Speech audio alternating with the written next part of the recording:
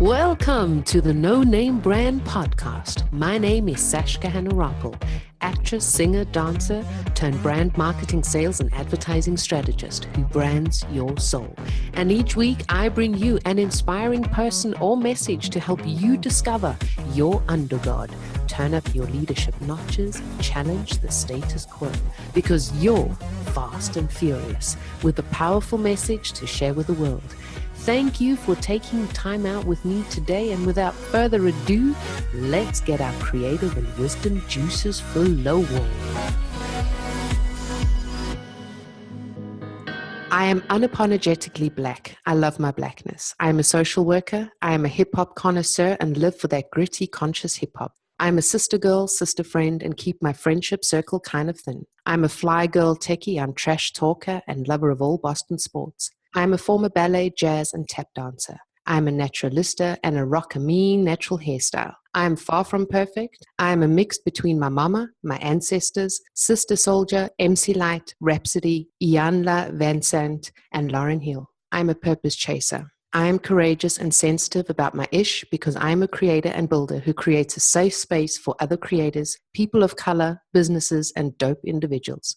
I am a brown girl from Boston, and I don't play small. I do, I be, I create, I am me. I speak my truth. I have no problem sharing my experiences. Please, let's welcome ANDREA IMAFIDON, the brown girl from Boston. Welcome, ANDREA. How are you? I'm doing so great. That was like a nice, spoken word. That was just so poetic and it flowed well. I have tears in my eyes. That was great. I wrote that. You wrote that, girl. You wrote that. When I read it, I was like, damn, this is spoken word. Yes. How often do you get that on a website? Brilliant. Yeah. I was like, oh, I wrote that. I had like a tear in my eye. Like, okay, I did the thing on that one. Oh man, I love it. So when I first read your domain name, I thought, why is this girl boxing herself in with her title, Brown Girl from Boston? But then I got to know you a little more through social media. Okay. I saw more and more that your name stands for something much stronger. It's heritage, it's pride, it's strength, it's individualism. And I fell in love with it. And I'd like for you to share with us how you came to actually finding your business name and how it also embodies your business message. Okay, so my business actually started before I even knew it was a business in 2001 when I left Boston and went to college in Alabama. And so if you are familiar with the States in New England, there's people of color, but not that much people of color compared to the southern states. So I graduated from an all-Black university, Tuskegee University. And so during orientation, everyone had to go around, say their name, the same mundane thing, and where you're from. So I'm like, well, I'm from Boston. And people are like, oh my God, there's brown people in Boston. So that's been a running joke from 2001 all the way to 2017, so to present. They're like, oh, there goes Andrea, the brown girl from Boston. So it didn't resonate with me until I started picking out business names. Well, actually, it was my blog name. And I was like, what's going to stand out? And I was asking friends, and I was like, well, let me do brown girl, because people are like, oh, you have this brown complexion. Like, oh, she's brown. She's not black, but she's brown, whatever. So I had to thank my classmates freshman year for helping me name my baby brown girl from Boston, because it just also means that I'm down to earth too. It's also it could be people who are marginalized, people who are looking for that individual experience. And a lot of times we box ourselves in because society box ourselves in. So hence why brown girl from Boston is my baby and will forever be my baby. My husband always said that. He's like, people know you as brown girl from Boston before Andrea. So I like to think that. I love that. And how does it embody your business message? It embodies my business message because it's definitely saying, hey, you can be a down-to-earth person. You can pretty much be outside the box and also be down to earth and also know when to put the business suit on, when to put a head wrap on, when to put on sneakers. You have to know those things, when to go to war for your purpose, for your life, and even when you're advocating for other people. So it's like that grittiness, like I mentioned before, because you have to have some type of grit to being a business owner, to being a Black woman, just to survive, period, as an individual. You have to have that grit and you have to have that resiliency to bounce back as well. It's like saying, because I'm originally from South Africa, and when people go, oh, you're from South Africa? Are there white people in South Africa? So I'm the white girl from South Africa. I'm going to call blog name, and that's pretty cool. I love that. What is it that you do by definition, and why is it so important? Okay. So by, let's say, profession, I have my bachelor's and master's in social work. I'm a blogger. I don't even like to say life coach, 'cause I think everyone's a life coach. I would say that I'm a life coach, but also too that I am a startup business coach. So I help creators and business owners to really create multiple streams of income and not be boxed in why creating that income. Because a lot of times people start amazing startups, but they don't know how to like be creative enough, and they blend in with everyone else. They're not creative. Then they don't have a social platform or even that social impact. So I'm that person to help them see the big ideas and actually implement them instead of staying stuck. But my friends always say, I'm gonna keep it basic. My friends say I get people's lives in order. I guess you could say that. I do get people's lives in order because I'm very like, listen, you can do this. I'm the cheerleader, but I'm also like, you can do this. You can do better. And I can do better. And I don't beat people up because I feel like when you're at your low point, you shouldn't beat people up because people know what they need to do. But, all of us need encouragement and empowerment. I love that. I love that. How do you get people's lives in order? Oh. I see the greatness in them when they can't see it within themselves. And that is very tough because a lot of times I don't see the greatness in myself every day, but I have people to pour into me and I say, you know what, you can do this better. Like, let's try different ways, even just loving on them when they can't love on themselves, using my own voice, my own power in certain situations to really help them navigate. Because I'm not telling them what to do because there's no one size fit all solutions. Love that. For your problem. So I'm the one that's like, hey, girlfriend, like, let's go, we can do better than this. But at the same time, if I have to hold someone's hand, I don't mind doing that for the first round, for like the first few days. Then I'm going to like be a parent and like, go on and do great things. So that's how I get people's lives in order, pretty much just being there, walk with them side by side and leading them too. That's a key thing because a lot of times we don't have leadership qualities and we don't have that self-esteem to say, you know what, I can do better, or I can even ask for help because a lot of times we are afraid to ask for help because that's been such a, weak and all type of negativity around asking for help. So you lead them on an emotional scale. So you're taking them on an emotional journey, and that's where the life coaching in inverted commas comes in, as well as the social working, because it's more that embracing where you are now and pulling you in and going, it's all okay. It's all part of the journey. It's fun, man. And giving them steps, like, do you give them tasks to do so they've got things to complete so they can move forward? I do. I call it growth work. So it's like homework. So the task that I have them do is to help them grow. A lot of them, they're like, oh God, like the first one is hard because I have them do I have everyone do a storytelling piece from how you feel about yourself. How do you view yourself from the inside and how others view you? A lot of people view us differently than what we view ourselves. We have to have that boundary, and sometimes we have to take that feedback too, because a lot of times people in our lives mirror our insides. They mirror our self-esteem, they mirror our confidence, our leadership, things that habitual, and we don't think that. And we're like, oh, I'm like the awesomest person ever, and you could be a jerk. And sometimes you have to have people to give you, I don't like saying constructive feedback. I like to say like just feedback, but deliver it with kind and with assertiveness too, because you don't want to hurt anyone's feelings. So I give people tasks and they're like, oh God, a lot of my clients do not like the task because it's hard work. It's hard work. And they're like, I don't want to grow, but they do grow. Some of them be like, I don't want to talk to you for like a week or two because the task is really difficult. It's that going back, is helping you with that grittiness. It's helping you to really look at yourself and say, wow, I'm not fully in my purpose. And that's a tough thing to face. That's a tough thing to face for all of us, that we're not serving in our purpose. And we have been created to serve a purpose, but it's all about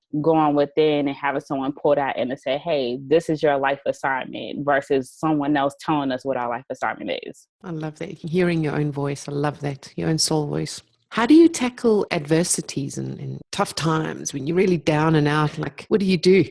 I do an ugly cry. Oh, like I do the fall out and I ugly cry. I have a good support system with my husband and my family and some really close-knit friends. And I'm like, listen, I'm not feeling it today. And it made 72 hours to really just pour back into myself and have others pour back into me. Because it's tough. Like overcoming a lot of adversity is very tough. And sometimes we don't have the tools. And sometimes we need other people to see the greatness within us, to pour be a light into us, because every day is a struggle, but you have to find that glimpse of hope to say, but that moment was a struggle, but the rest of my day is not defined by that moment. So that's how I have to do a lot of self-talk. I have to do a lot of self-building. And when I don't want to be bothered, trust me, I'm shutting it down. I'm like, I don't want to talk to you.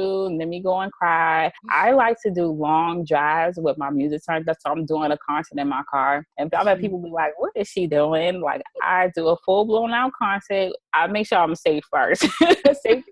And I just be like driving and I'm like dancing, and I just release a lot of like energy that's stagnant, and that also I need to move around too, because a lot of times we get blocked, we get so over analytical, and we need to move from the head, the cerebrum, to the heart, just really open up ourselves. And a lot of times we don't do that. We want to stay in that negative zone. I love that. Did you learn this from somebody or through experience, or was it just one day you were going through the motions and it was like you did it and you're going, dang, I felt good after that?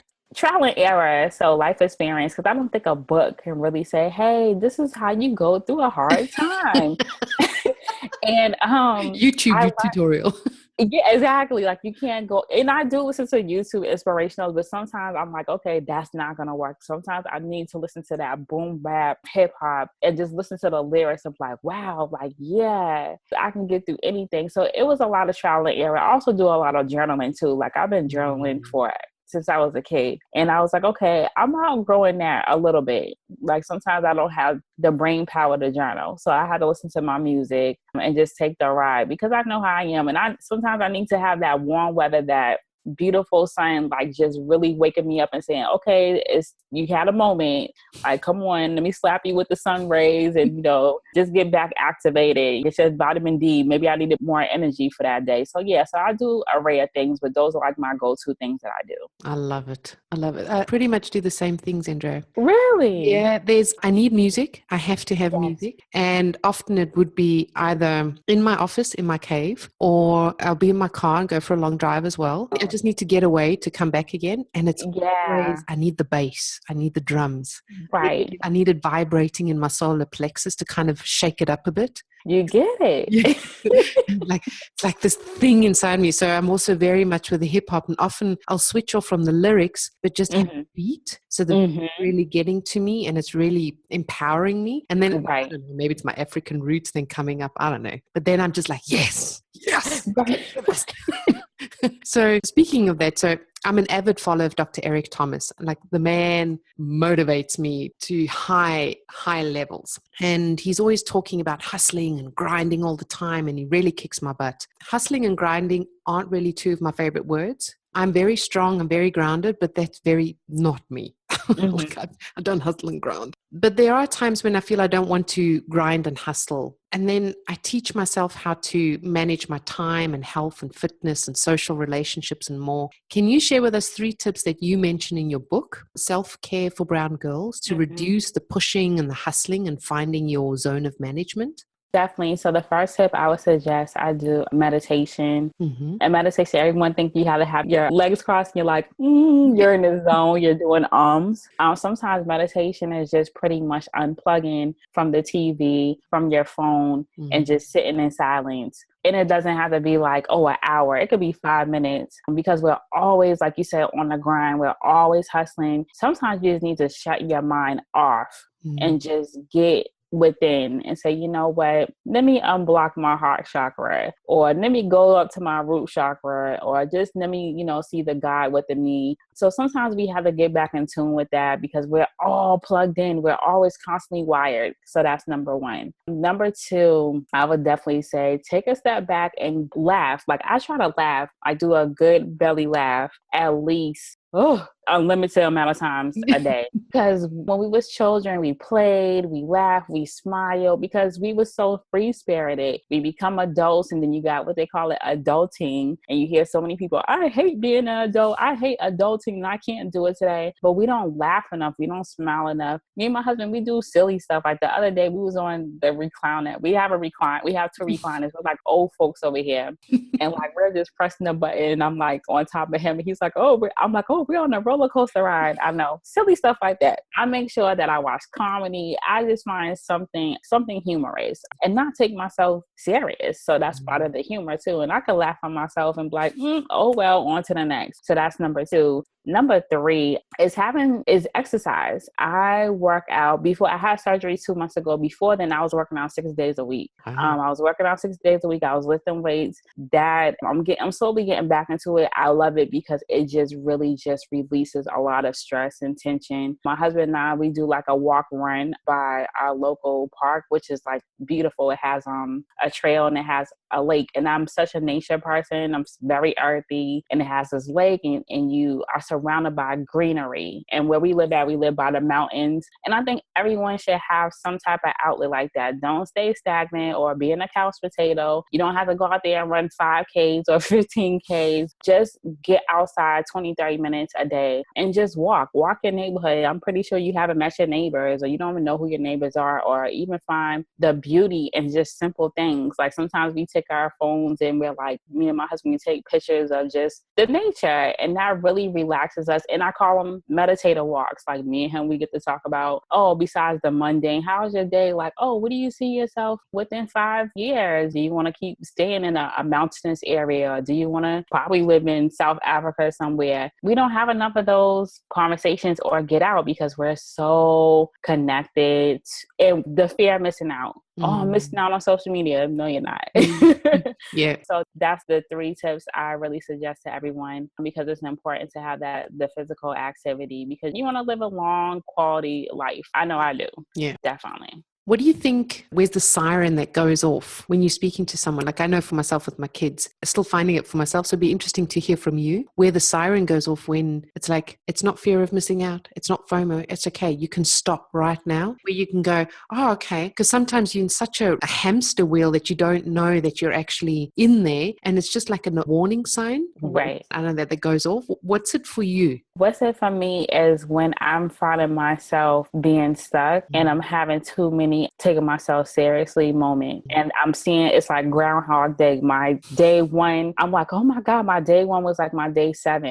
And it's like every day it's like I'm in this rut for a week, and I have to check myself. And so I have to say, stop, Andrea. It's not that serious, especially when it comes to social media, your business, because you're like, I gotta outshine my next competitor. And you're like, who cares? Because like I'm in year 3 with my business, and I'm like, okay, if I don't ever do my business again, I can always pick up something else, because that's how my mind works. I don't think I'm a failure because I completed a lot of things in my 34 years of living. And sometimes I have to stop and really check myself, because I have moments in which I'm like, I don't think I can keep going forward. And sometimes people are like, yes, you can. And then you're like, what? So, a lot of times I get those warning signs, and I have to really check my emotions, not out the door, but just check them, because then that pours into other negativity. And then, it's like the law of attraction, everything just go to poop once you start thinking like, oh, I can't do this. And you're very hard on yourself, and I'm very hard on myself. And I always have to check that, because if I just let it get out of control, like I said, I will have weeks, days, and months in which I'm constantly, and I don't like that piece about me, because I'm not effective to myself. I'm not effective to my family, and I'm doing more harm than good. Yeah. When I'm out of my lane, when I'm not dominating my lane, when the comparison thing comes up, when I'm starting to do things where I'm like, hang on, it's got nothing to do with my purpose. It's got nothing to do with my purpose in life. And you mentioned it before, when you're having down times or adversities, you look for that glimmer of hope and the purpose. What is your purpose? What is your why that keeps your message to the world?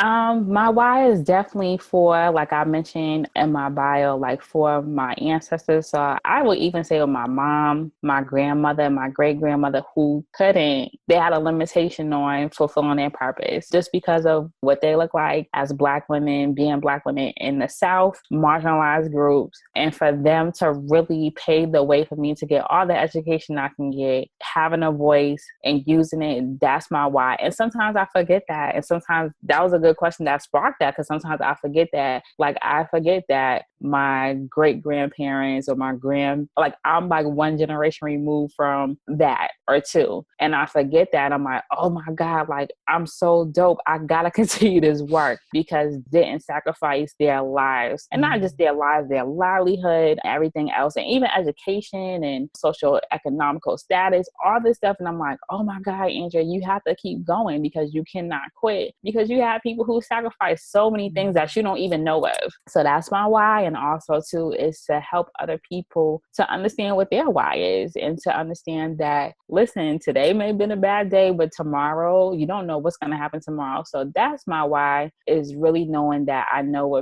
I don't know the sacrifices people made, but I kind of do. But at the same time, that I was created to do far more wonderful things than what I try to put a top on. So that's definitely my why. And thank you for asking that, because I was like, oh my God, like I need to tap back into that. Man, and I just want to honor you, because there aren't many souls that are taking responsibility for their choices, for their lives, for their whys. And I'm sure those listening will resonate with this, maybe even get in contact with you, that they are still in victim mode and blaming everybody. Mm-hmm. All those people behind me, what they sacrificed, what they went through, because it's not supposed to be perfect. Our kids or my kids or the next generation are going to look back on me and like, she paved the way for this and this and this. Mm-hmm. When she came out with soul brand marketing, it's not conventional marketing. You know, she's re-empowering the undergod. She's raising leaders. These things are going before me. It's right. My vision, and I honor you for that. I think that's great. It's really, really good for you. Thanks. Good example. So you have a hashtag get paid, not slayed. Can you expand on that a bit? Yeah, it's funny because I was taking this music class with my husband, and this guy was saying one day he was watching a movie and he heard one of his songs being played and he didn't get paid or compensated for it. And I was like, oh my God. He's like, I want to make sure all you entrepreneurs get paid and not played. And I was like, I love that. And I'm going to turn into a hashtag, because a lot of times as entrepreneurs, just as people trying to make a living, we get played a lot of times. And a lot of times it's by family, it's by friends. They take advantage, or some people who you build this relationship with and they're like, oh, I can't pay you, but if they're charging a cover fee or they're charging some type of conference fee and they can't compensate you, I have a big problem with that. And compensation doesn't always mean paper money. It could be compensation of positive energy, information, just various different compensation. I think people only think of one, which is, like I said, paper money, but compensation is so broad. And when people don't provide a reciprocal energy back, I have a big problem with that. So that's my new campaign, is to really get creatives and people who are making like social impacts to really get paid and not played. And like I said, it could be any type of conversation, but they got to know what their worth is and not be afraid to say, hey, I'm not about getting played. Like, I'm not about that life. I love that. I love that. And you actually reminded me as well, when you think of compensation, you do only just think of money, and you think your worth is just founded on money. And it's not. It's the energy, being kind to somebody, it's giving back or paying forward. I love that. I absolutely love that. Thank you for sharing that. So we're coming near the end, unfortunately. Oh, no. And with each of my guests, I like to ask 2 questions, and I'd like your take on it. So how do you want to change the world or challenge the world doing what you do? I just want people to be not bitter, but better. We live in a bitter world. There's a lot of people that's bitter. I want them to tap into that untapped energy, talent, gifts, and not be bitter, or not be like, oh, well, my mother said I couldn't do this, or taking that hold off of you, because I call it a hold. And with the work that I'm doing, I want people to really be something in the world. And not be something small, be something large, and really shine in that star power, because we all have it, but get away from the bitterness. Oh, I love that. I've got goosebumps. Definitely on the right track there. I have my 3 core values, and I'd like your take on it by filling in the blanks. So passion for you is? Passion for me is being able to smile and being enthusiastic in everything that I do. Wisdom for you is? Wisdom for me is tapping into that soul power, into that ancestral power. Creativity for you is freedom and the ability to also give other permissions, give the ability to others to give them permission to be free in their creativity. I love that. Thank you so much, Andrea, for being with us here today. Thank you so Brown much. girl from Boston. Yeah. You'll find more information about Andrea in the show notes, a few tweets, a few clickables, and you'll find some, what's her favorite book, what's her favorite quote, her social media handles, and get in touch with her, a link to her book. And I really want to honor you and thank you for being here with us today and taking the time out. And I wish you lots of success in making the world a better place. Thank you. And likewise. And thank you for having me on the show. I truly appreciate it. Pleasure. Bye-bye. Bye. Dang, that was just supercalifragilisticexpialidocious. I enjoyed having you on board, and please do me and you a favor. Head on over to iTunes, SoundCloud, or Stitcher. Click subscribe, and a super bonus, leave your review and you stand a chance of being announced and advertised on the show. I'm always striving to ensure that your brand is uplifted and empowered. Remember, done is better than perfect. So be sure to subscribe, leave a review, and send in your feedback too. You're the absolute best. Keep rocking.